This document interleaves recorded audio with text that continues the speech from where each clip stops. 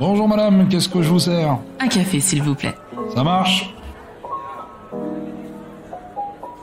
L'écologie, un problème vaste, perplexe, où chacun a sa vision des choses.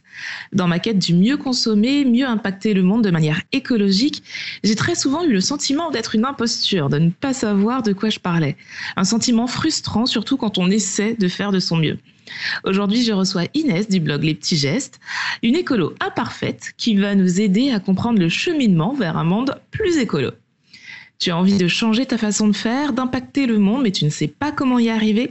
Je suis Tia Brown Sugar, une touche à tout, qui pense que les gens qui brillent n'éteignent pas les autres. Et autour d'une tasse de café, je t'emmène découvrir ces étoiles. Des gens qui, à travers leur parcours et leur histoire, partagent d'autres façons de vivre, de faire, de consommer, de penser, mais surtout changent les choses. Bienvenue dans ma pause café avec Tia. Bonjour Inès. Hello, salut. Merci d'être là, merci de prendre cette pause avec moi. Merci pour l'invitation, je suis ravie. Alors, on va commencer tranquillement. Est-ce que tu es plutôt thé ou café? Moi, je suis plutôt team thé, sauf vraiment en cas de besoin ou alors si je sais que la journée va être très longue. D'accord. Donc aujourd'hui, on part sur une pause thé, ça me va très bien. Est-ce que tu pourrais te présenter en quelques mots, s'il te plaît?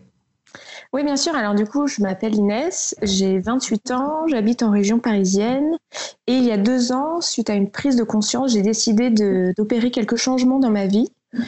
Tout d'abord, j'ai changé de job en rejoignant le secteur caritatif et ensuite, j'ai décidé de créer le compte Instagram Les Petits Gestes. D'accord. Justement, on va parler de ton évolution dans le monde écologique, pourquoi tu es arrivée à cette prise de conscience. Moi, je t'ai découverte sur Instagram et j'ai été bluffée par cette phrase qu'on trouve dans ta bio, une écolo imparfaite. Alors, à l'heure où tout le monde donne son avis sur le sujet d'écologie, où tout le monde nous dit comment faire, quoi penser, toi, tu oses dire « je suis imparfaite ». Pourquoi cette phrase dans ta bio ? Ouais, c'est vrai. En fait, justement, c'était pour mettre en avant le fait que moi, je suis ni spécialiste, ni experte du sujet. Je suis vraiment une citoyenne lambda et tous les petits gestes que je vais partager sont vraiment à la portée de tous et que c'est pas grave de pas tous les faire, c'est pas grave de ne pas être parfait. En fait, l'important pour moi, c'est vraiment de prendre conscience qu'il faut agir maintenant et que chacun peut faire des petits efforts à sa portée. Voilà. Et moi, c'est vraiment ce qui m'a plu dans ce que tu proposes. Tu dédramatises le truc et finalement, tu nous dis c'est accessible. Si moi j'y arrive, tu peux y arriver. Et finalement, moi, ça me rassure en quelque part parce que c'est vrai que sur les réseaux, notamment, il y a tellement, entre guillemets, d'experts qui parlent de ça que des fois, on se sent illégitime. Ah mais oui, je comprends très bien, mais c'est pour ça que moi du coup, dans ce compte-là, je voulais proposer un espace vraiment d'échange bienveillant où chacun, tu vois, peut proposer des alternatives, pas que moi, parce que moi je suis vraiment Madame Tout le Monde en fait. Quand as-tu eu cette prise de conscience? Comment ça s'est déclenché? Alors, ma prise de conscience, en fait, c'était suite à un voyage d'1 an et demi que j'ai fait en Asie et en Australie. J'avais vraiment tout quitté pour partir faire ce voyage-là. Et j'ai vécu, en fait, au rythme des saisons. J'étais hyper proche de la nature.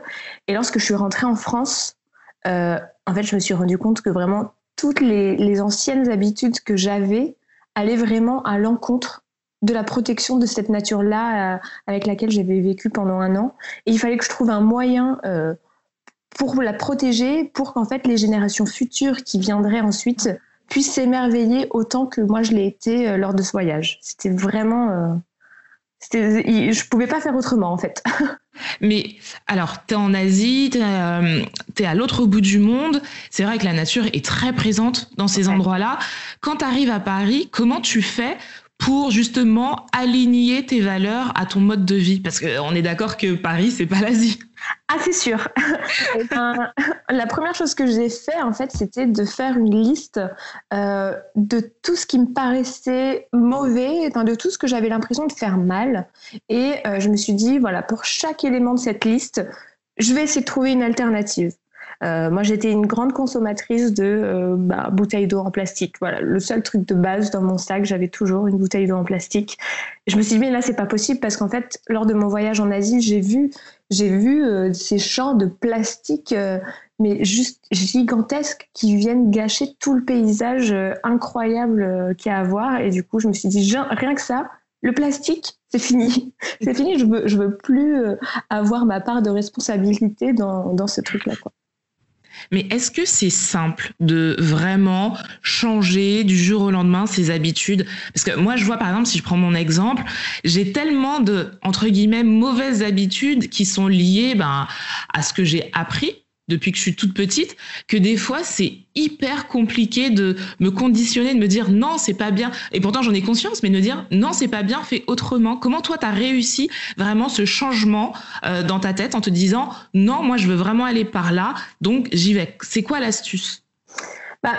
En fait, déjà, très honnêtement, moi, je pense que je suis toujours en transition. C'est un long cheminement qui se fait pas du jour au lendemain. Et au début, forcément, c'est pas facile à gérer. Donc, moi, mon conseil, c'est en fait d'y aller à son rythme, d'y aller à son échelle. Faut choisir quelque chose, un petit geste qui a du sens pour soi et commencer par là et se dire que on peut pas tout changer d'un coup. On y va progressivement et en fait, quand ça a du sens pour soi et quand on se dit que ça nous plaît, enfin que l'impact de notre changement va être important. Ouais, voilà, que l'impact va être important. On revient pas en arrière et en fait, on a envie de continuer dans cette marche-là. On a envie de continuer dans cette voie-là.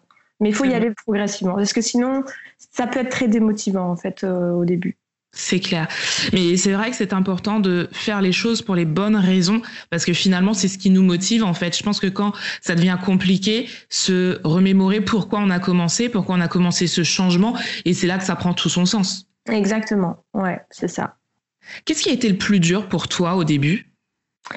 Je pense que le plus dur, c'est les moments de doute en fait. C'est lorsqu'on fait des efforts, qu'on prend vraiment sur nous et qu'on voit des gens autour de nous qui vont polluer sans complexe, sans scrupule. Ça peut être désespérant sur le coup. Ça peut se dire ah oui, bon, en fait moi je fais tout ça et il y en a vraiment qui n'en ont rien à faire, qui continuent leur petit bout de chemin. Donc ça peut être un peu déstabilisant, mais je pense que ça peut aussi donner une force, tu vois. Moi, ça m'a jamais donné envie d'abandonner. Au contraire, je me suis dit, eux, ils font ça, et moi, je vais faire encore plus pour compenser pour eux. Ouais. Et je pense aussi que des fois, mine de, même si ça peut être très long et très fatigant, comme tu le disais, mais des fois, je me dis que ça peut peut-être impacter une personne de nous voir faire et exactement. Ne pas arrêter et te dire, si elle y arrive, moi aussi, je peux, comme tu le dis, avec des petits gestes, essayer de changer les choses. Carrément, ouais, mais c'est ça. Et comment a réagi ton entourage quand t'es revenue sur Paris et que t'as dit c'est bon, moi je change ma manière de faire? Alors, je te cache pas que c'était assez mitigé. Déjà, je pense qu'il y a clairement un effet de génération parce que la plupart des personnes de mon âge ont compris ce changement. Il y en a beaucoup qui m'ont soutenue. En revanche, du côté de mes parents, de mes grands-parents, qui sont plutôt de la génération le plastique à usage unique, c'est fantastique. Là, c'était hyper compliqué et j'avoue qu'ils n'ont pas été très réceptifs. Je pense que leur première réaction, c'était oui, c'est une nouvelle mode de bobo, ça. Ou alors, avec tout le progrès qu'a fait la société, tu veux vraiment revenir en arrière? Pour beaucoup, c'est revenir en arrière alors que c'est pas du tout ça, au contraire.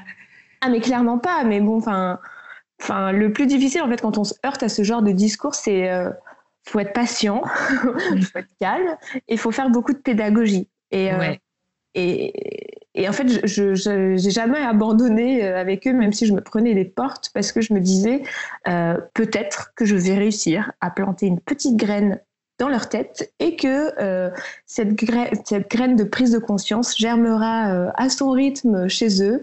Et voilà, c'est tout ce que je peux faire. De toute façon, Et tu as réussi?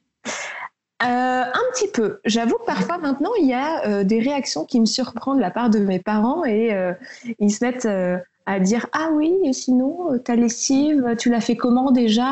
Je ne sais pas si je suis prête à la faire, mais au moins, tu vois, ils écoutent. C'est bien, mais c'est déjà un premier pas. Ah ouais, clairement. Moi, je sais que j'ai eu la même expérience quand j'ai dit à ma famille, à ma mère, que je ne mangeais plus de viande. Ouais. Alors, sur le coup, ça a été pareil. C'était comme toi. C'est quoi encore cette lubie ? C'est bon, c'est à la mode. Donc, toi, tu t'y mets.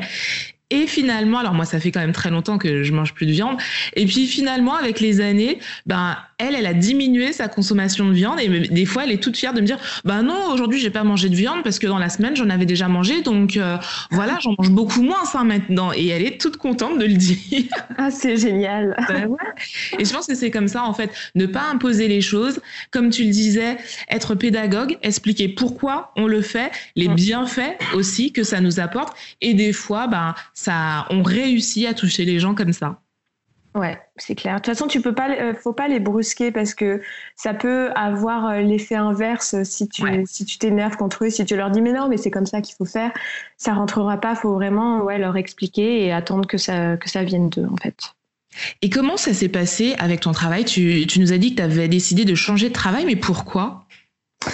Alors ça, c'est aussi une question de sens. Je pense que quand tu commences aussi à t'intéresser à l'écologie, tu te demandes qu'il faut protéger notre planète, il faut protéger du coup tout le vivant et la biodiversité qu'il y a autour. Et très vite, la question du sens, de pourquoi tu es là et quels sont l'impact de toutes tes actions, moi, c'est des questionnements que j'ai eu du coup en rentrant de ce voyage-là.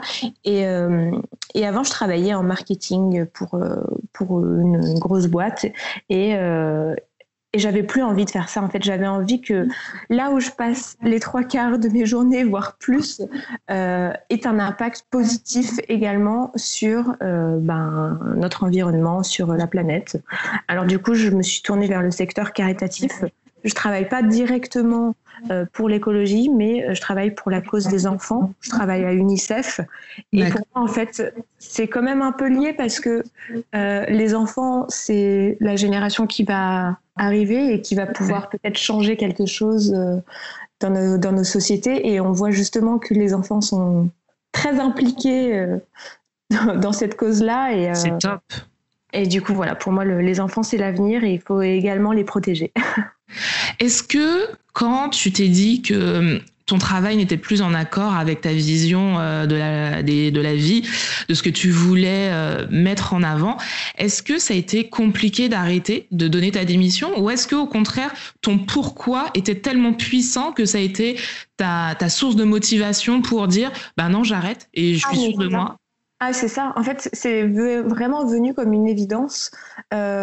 Tout coulait de source. C'était ça. Je veux plus continuer là-dedans et t'as l'impression d'avoir trouvé, je sais pas, d'avoir trouvé ce pourquoi tu dois travailler, ce pourquoi tu dois essayer de rendre le monde un peu meilleur, quoi.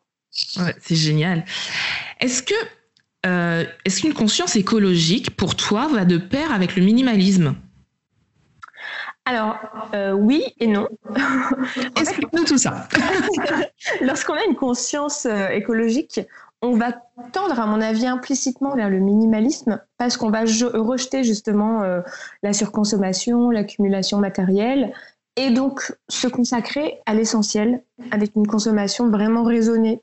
Mais à l'inverse, être minimaliste ne veut pas dire forcément avoir une conscience écologique parce que on peut être minimaliste pour une toute autre raison que réduire son empreinte carbone.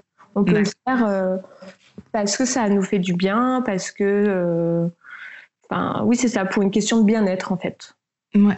Alors, moi, je vais un petit peu caricaturer le truc, mais quand on me parle de minimalisme, j'imagine des gens célibataires vivant dans un petit appart, sans déco, sans rien, avec un jean, un t-shirt ou une robe, pas plus, une assiette, des couverts uniquement pour une personne et pas une vie super fun, quoi.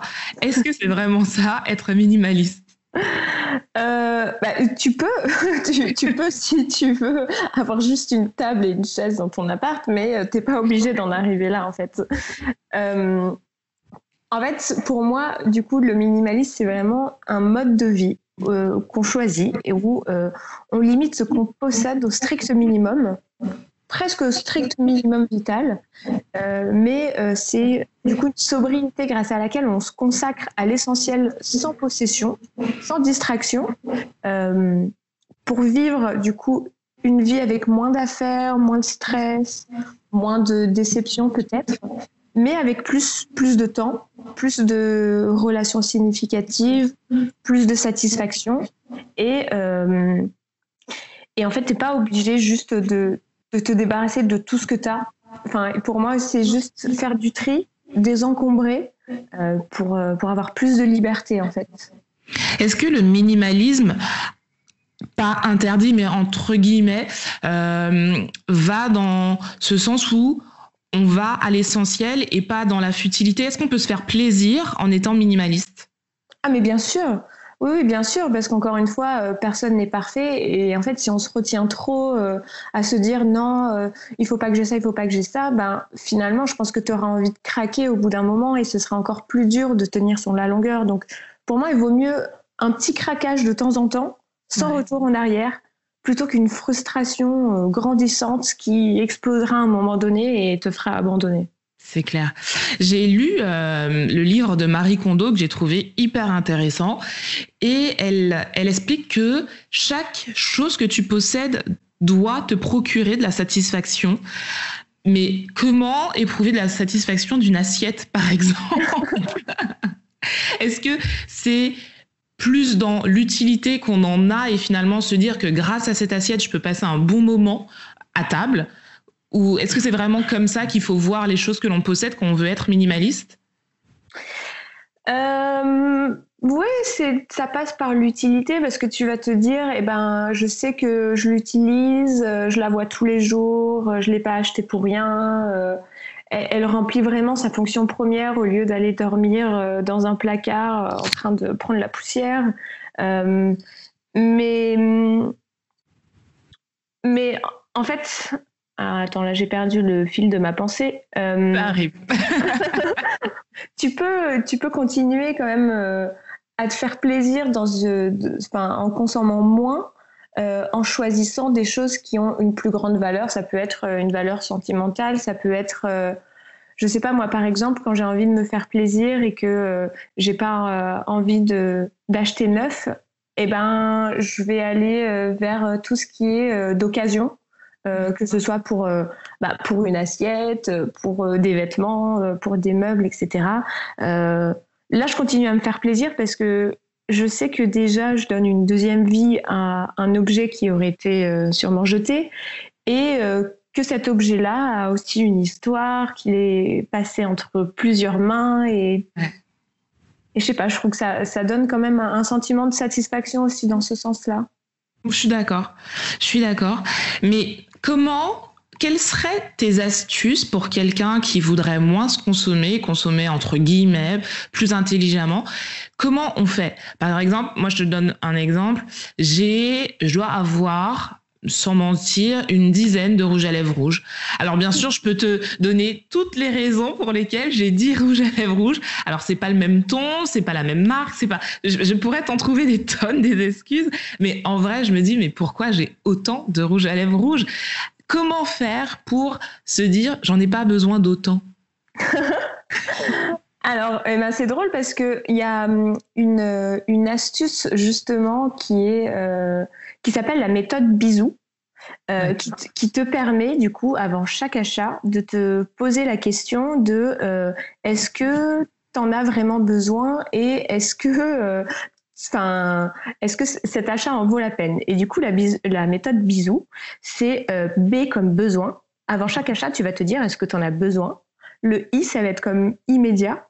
Est-ce que tu dois l'acheter maintenant? Genre, est-ce que ça peut pas attendre un peu? D'accord. Le S comme semblable. Est-ce que tu n'as pas déjà quelque chose d'identique? Donc là, si tu vas penser à tous tes rouges à lèvres que tu as déjà chez toi, tu vas te dire peut-être que j'en ai un de cette teinte-là. Le O comme origine. D'où vient le produit? Dans quelles conditions il a été créé? Et U comme utile.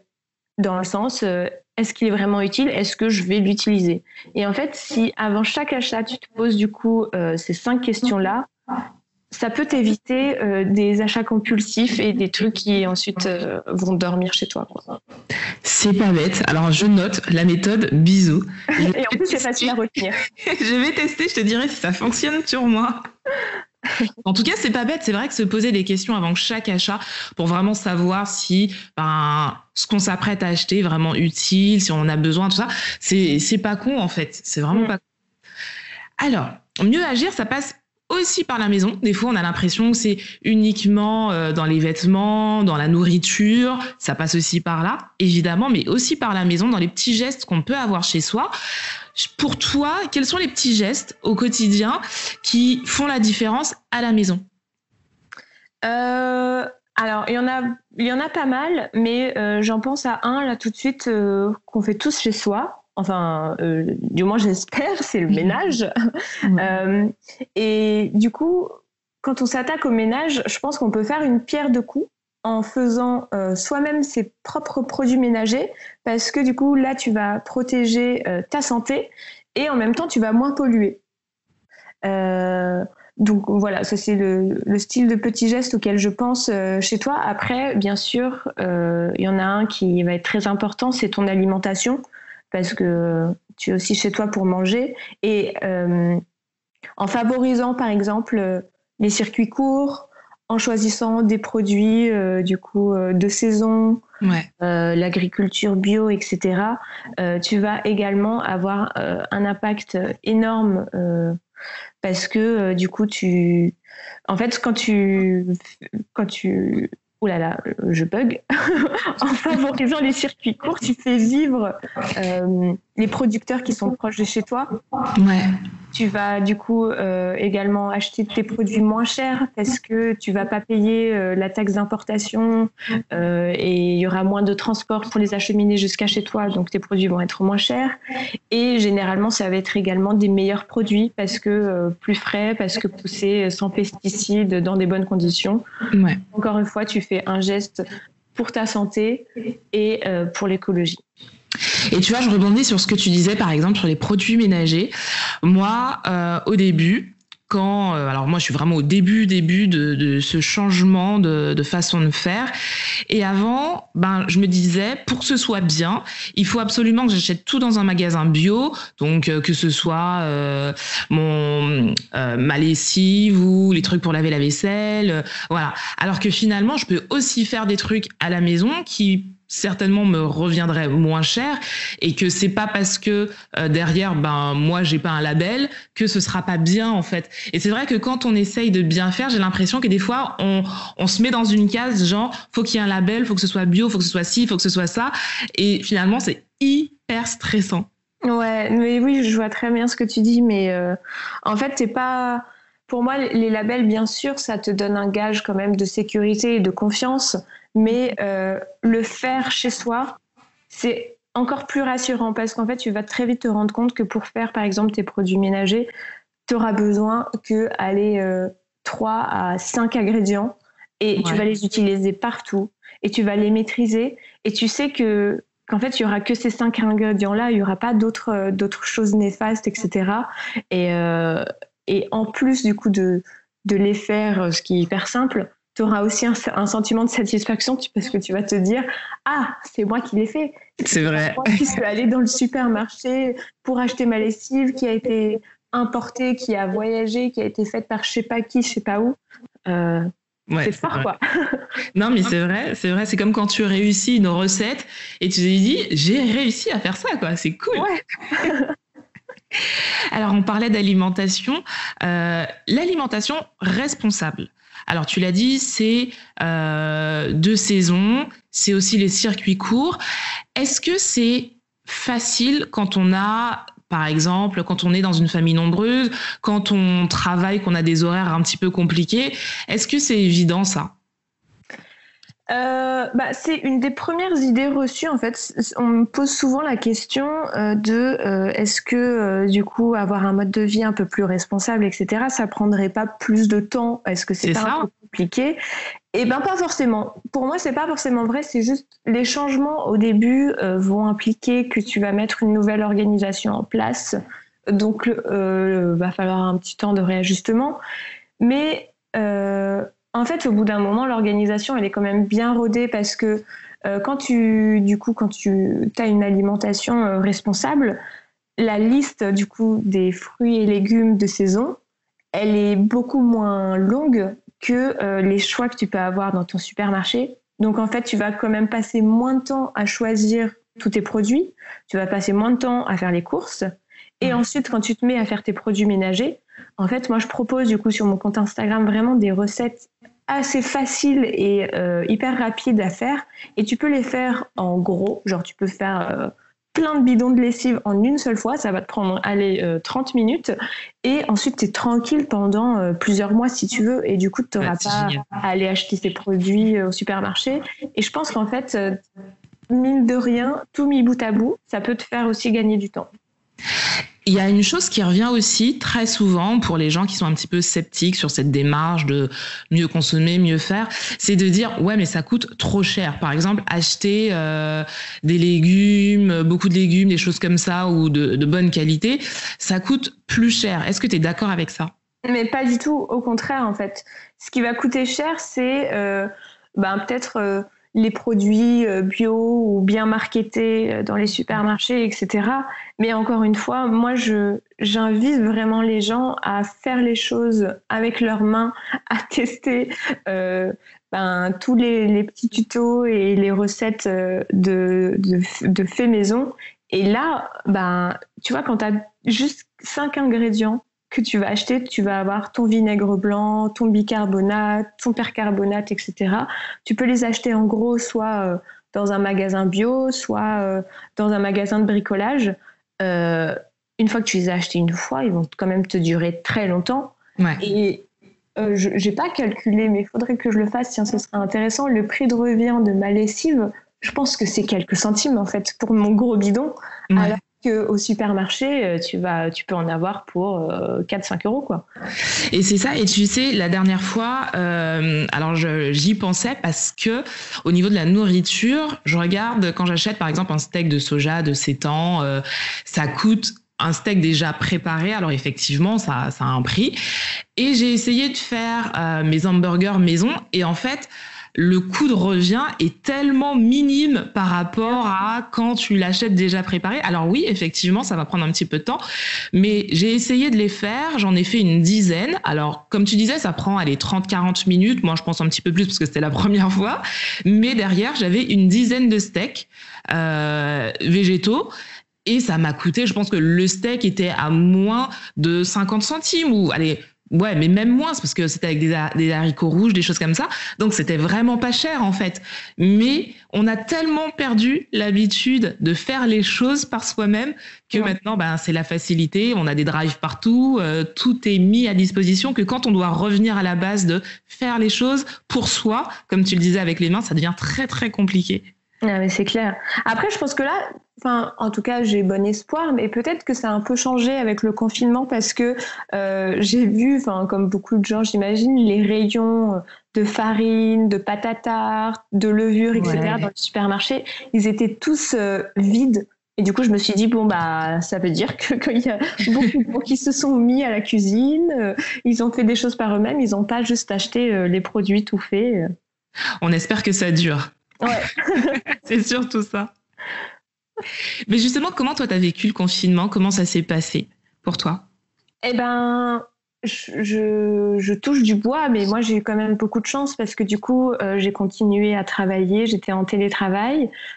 Du coup, j'étais confinée avec mon copain. On habite en région parisienne. On a une petite maison avec un jardin, donc on a pu être dehors. J'ai fait mes petits semis pour la première fois cette année. Voilà, j'avais pas du tout la main verte, j'ai testé ça.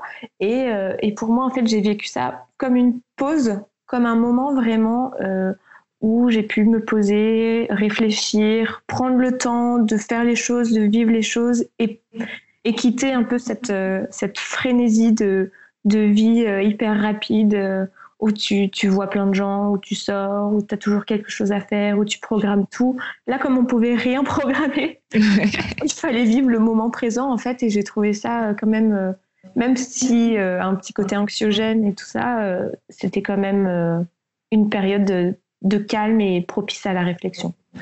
Moi, je sais que dans ma quête de faire les choses différemment, j'ai aussi, depuis plusieurs mois, ce besoin de prendre le temps.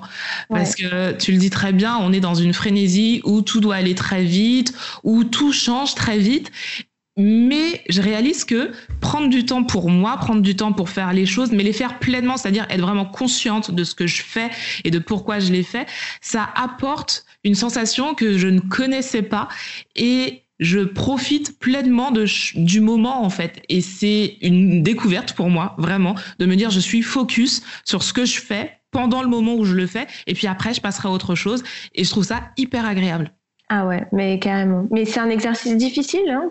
Parfois, ça peut être compliqué de juste ramener son attention à, finalement, qu'est-ce que je suis en train de faire là? Qu'est-ce que je suis en train de vivre? Est-ce que je suis vraiment là ou est-ce que je suis déjà dans l'anticipation ou en train de me rappeler des craintes du passé? Non, il faut que je sois là. Et je pense que, comme je le dis, hein, c'est quand on veut essayer de changer les choses, il faut prendre aussi du temps pour soi, pour savoir vraiment ce que l'on fait, dans quelle direction on va. Et c'est pas évident, mais ça fait un bien fou, vraiment. Je suis d'accord avec toi, ouais. Alors, on a parlé d'alimentation et tout ça. Sur ton blog, alors qui est vraiment très intéressant, donc n'hésitez pas à aller voir le blog d'Inès, ça s'appelle Les Petits Gestes. Tu parles de produire 0 déchet. Alors moi, je t'avouerai que je n'y suis, mais carrément pas. Je trouve ça... Alors, j'ai l'impression que c'est hyper compliqué. Comment on fait pour produire 0 déchet ? T'as raison, c'est vraiment très compliqué. Pour moi, en fait, c'est plus un idéal à atteindre.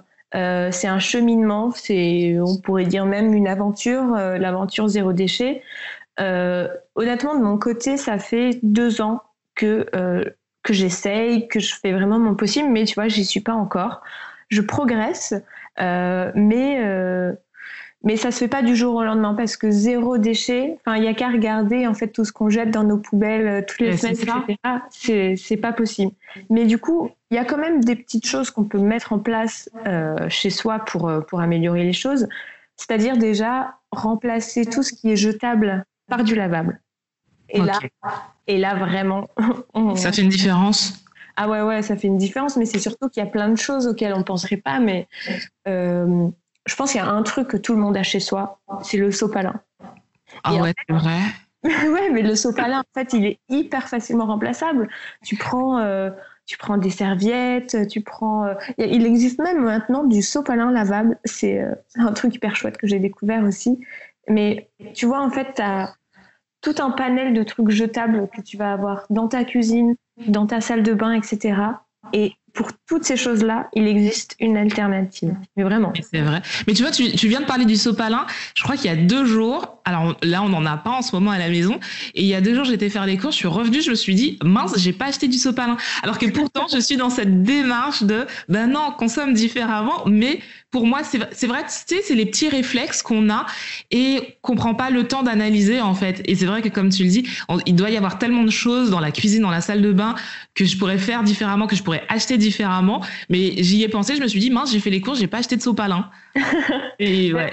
C'est un réflexe qu'on peut avoir au début, et puis tu vas voir que petit à petit, ça s'efface. Par exemple, je pense, le sopalin, tu peux le remplacer. En fait, ça dépend si tu l'utilises pour t'essuyer la bouche quand tu es en train de manger. Là, tu peux utiliser des serviettes, comme faisaient nos grands-parents ou des choses comme ça. Si tu l'utilises lorsque tu as fait tomber, ton café et que tu as envie de nettoyer, en fait, tu as l'éponge qui est quand même sa fonction pour ça, que tu peux utiliser pour ça, ou alors également des torchons ou des serviettes et laver. Et après, tu vas avoir ça pour tout. Tu vas avoir dans ta salle de bain les cotons. Tu as des cotons lavables maintenant qui se font avec des matières hyper agréables. J'ai même un tuto, si tu veux, pour fabriquer ta propre éponge. Ah, c'est génial. Elle est sur ton blog ? Ouais, elle est dessus, tu peux trouver. Il te suffit juste d'avoir soit une vieille paire de collants, une paire de chaussettes ou un t-shirt que tu mets plus. Il suffit de le découper et là, tu as un super tuto pour te faire ton éponge lavable. Oh, c'est trop bien. Je vais aller regarder ça. Tu me donnes des idées, mais c'est trop bien. Mais c'est vrai que là, j'ai changé. J'étais une adepte du coton. J'en achetais tout le temps. Et là, je me suis enfin décidée à passer aux lingettes lavables. Donc, bon, pour ne pas citer la marque, j'ai acheté les lingettes de des Astuces d'Emma, faites en bambou, en fibre de bambou. Et c'est hyper agréable, quoi. Et je suis trop contente de mon achat. Ah bah ouais, mais franchement, en plus, c'est doux, je trouve que c'est hyper agréable, ouais. Et ça nettoie hyper bien le visage. Je l'ai reçu cette semaine et je l'ai utilisé, je me suis dit, mais pourquoi j'ai pas connu ça plus tôt? Et oui, c'est clair. Mais oui, parce qu'en plus, des fois, les alternatives sont tellement meilleures que ce qu'on a l'habitude d'acheter. Par exemple, moi, quand je suis passée aux produits naturels pour le corps, j'ai découvert les bienfaits des huiles végétales, mais ça a changé ma vie. Vraiment. Moi aussi. Mais moi aussi, et pourtant, au début, j'étais quand même hyper surprise. Je me disais, mais à quel moment je vais me mettre une huile sur le visage et je vais pas ressembler à une friteuse, en fait. C'est ça. Et en fait, tu testes et c'est juste incroyable. Tu te démaquilles avec, tu t'hydrates ta peau. Non, c'est vraiment top. En fait, je pense qu'il faut être curieux, faut pas avoir peur aussi de tester les choses, parce que des fois c'est de l'appréhension, comme tu dis, l'huile, on se dit mais non, mais je vais pas mettre de l'huile sur mon visage parce que je vais ressembler à rien. Et non, en fait, faut apprendre, faut pas avoir peur d'ouvrir les livres, d'aller sur internet, regarder. Et puis il y a tellement, comme tu le dis, il y a tellement de tutos aujourd'hui qu'on peut trouver facilement des choses, comment faire sa crème, comment faire sa lessive. Il y a vraiment beaucoup de choses sur internet gratuites en plus. Donc c'est vrai qu'en quelque part, on n'a quand même pas d'excuse de ne pas essayer. C'est ça, ouais, t'as vraiment tout bien résumé là. Alors, moi je l'ai appris il y a pas longtemps. On pouvait polluer de manière avec le digital. Alors, je savais pas du tout que ça existait. Et on peut polluer avec le digital. Est-ce que tu peux nous en parler, nous dire ce que c'est et surtout comment y remédier? Ouais, mais oui, c'est assez impressionnant parce que je trouve qu'on en parle très peu d'ailleurs. C'est vraiment un sujet pas tabou, mais qui est assez fermé en tout cas. Ouais. Et si le digital, en fait, c'est ça qui est assez fou, si le digital était un pays, ce serait le 7e pays le plus polluant du monde. C'est dingue. Franchement, c'est dingue. Et personne nous en parle, ça. Alors que maintenant, tout le monde a des smartphones, tout le monde c'est ça, a... en fait. C'est pour ça que je comprends pas. Et je t'ai dit, moi, j'ai dû l'apprendre l'année dernière. Ah ouais, il y a un petit peu plus d'1 an. Et je comprends pas qu'on n'en parle pas. Ouais, mais c'est clair. Et en fait, rien que les emails, parce que tout le monde envoie des emails pour travailler ou même dans sa vie perso, les emails polluent. Par exemple, si tu envoies 30 emails dans ta journée, c'est l'équivalent d'une ampoule qui est allumée toute une journée. Voilà. Waouh. Donc, imagine déjà toutes les personnes sur Terre qui envoient des emails. Imagine si en plus tu mets des personnes en copie dans tes emails. Et imagine si en plus des personnes en copie de tes emails, tu mets une pièce jointe. Bah alors là... Là, c'est bon, t'as la totale. Ouais.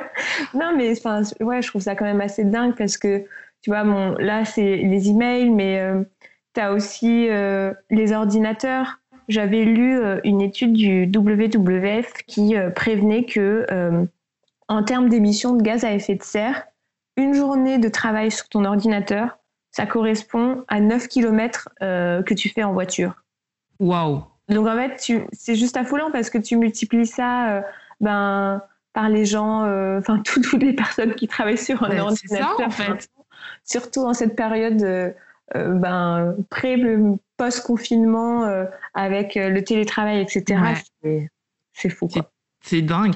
Mais comment on peut remédier à ça? En tout cas, comment on peut limiter son impact à ce niveau-là? Alors, déjà, comme je disais juste avant, si tu envoies un email, évite de mettre des pièces jointes dedans. Plus elles sont grosses, plus ça va être lourd et plus ça va polluer. Donc, on peut avoir des petites astuces, mais on les connaît déjà toutes. Hein. C'est une clé USB, c'est utiliser le cloud, par exemple, pour envoyer des gros dossiers. Après, tu peux bien évidemment te désabonner de toutes les newsletters que tu ne lis jamais, de tous les emails que tu as déjà. Jamais ça. Ouais, mais c'est hyper important parce qu'en fait, tous ces emails-là, ils vont rester stockés sur des serveurs à l'autre bout de la planète et ces serveurs sont juste hyper énergivores. Donc en fait, même si tu les vois pas, même si tu les lis pas ou lis plus, ils continuent à dépenser de l'énergie. D'accord, donc faut les supprimer. Voilà, il faut les supprimer, ouais. Bon, je vais m'y mettre dès que nous avons terminé le podcast. Tu sais, c'est des petites choses qu'on ne connaît pas et on se dit, mais finalement, ça me prend 30 secondes de faire ça et j'aurais quand même un petit peu limité mon impact, donc c'est pas rien. Mais c'est ça, c'est vraiment, c'est des tout petits gestes. Pour le coup, c'est vraiment tout petit à la portée de tout le monde, mais ça peut faire la différence si tout le monde s'y met, en fait. C'est ça le truc. Et puis même si tu veux acheter des appareils électroniques, eh ben, pourquoi pas se poser la question de se tourner vers du reconditionné. Il y a plein de sites et de gens qui proposent des appareils reconditionnés de super qualité maintenant. Et du coup, rien que de ne pas l'acheter neuf, ça, c'est énorme. Et même de grosses marques, Apple propose des produits reconditionnés aussi. Ah bah oui, carrément, ouais. Ouais, donc faut pas s'en priver parce que ça existe. Si on ne devait retenir qu'une chose pour toi, quelque chose d'essentiel, un message que tu voudrais transmettre ou je sais pas, un truc vraiment important que les gens devraient retenir, ce serait quoi selon toi ? Alors, s'il y a un message que j'aimerais vraiment transmettre, je pense que c'est un message que moi j'ai lu au tout début quand j'ai eu ma prise de conscience et que du coup j'aimerais raconter, c'est la légende du colibri de Pierre Rabhi. Pour ceux qui ne la connaissent pas, c'est une légende qui raconte qu'un jour, dans la forêt, il y a eu un immense incendie. Tous les animaux étaient terrifiés, tous les animaux avaient peur et regardaient le désastre impuissant. Et là, il y a un petit colibri qui commençait à s'activer, qui allait chercher quelques petites gouttes d'eau dans son bec et qui commençait à les jeter sur le feu. Et au bout d'un moment, il y a un animal agacé par ce que faisait le colibri qui lui dit « Mais t'es fou ? Mais c'est pas avec ces petites gouttes d'eau que tu vas éteindre le feu. » Et là, le colibri se tourne vers l'animal et lui dit « Je le sais, mais je fais ma part. » Et en fait, pour moi, ce message est juste super fort parce que j'aimerais faire passer le message aux gens pour leur dire qu'en fait, on est tous des colibris et que même si individuellement, nos choix sont peut-être n'ont pas beaucoup d'impact, en fait, la somme de toutes les actions individuelles qu'on va faire sera énorme et qu'ensemble, on peut vraiment changer beaucoup de choses. C'est génial. Moi, j'adore vraiment cette histoire. Je la connaissais pas du tout, mais elle est tellement remplie de sens. Ouais. Vraiment, merci de me faire découvrir ça parce que je la connaissais pas du tout. Donc, merci. Allô ? Allô ? Je t'entends plus. Allô ? Tia ? Tu es toujours là ? Alors. Allô ? Oui, tu m'entends ? Ah oui, là, oui, je t'entends. Ça a coupé. Ouais, ça a coupé, je ne t'entendais plus. Non, je disais vraiment merci pour cette histoire parce que je la connaissais pas du tout et elle est remplie de sens, quoi. Donc vraiment merci. Bah écoute, avec plaisir. En tout cas, on termine ce podcast sur vraiment cette philosophie qui est de retenir. Merci Inès de m'avoir accordé cette pause. J'ai appris plein de choses, vraiment. N'hésitez pas à aller voir le blog d'Inès, Les Petits Gestes, parce que finalement, ce sont des astuces vraiment accessibles à tout et chacun. Et n'ayez pas peur d'essayer. Et comme tu le dis, c'est des petites choses que chacun fera, qui feront la différence, quoi. Exactement, c'est ça. Il n'y a pas de petits gestes quand on est 7 milliards à les faire, en fait. Exactement. En tout cas, je te remercie, Inès. Je te dis à très bientôt. À très vite. Merci à toi. Merci. Au revoir. Au revoir. Retrouvez ma pause café avec Tia un mardi sur 2 sur iTunes et Spotify.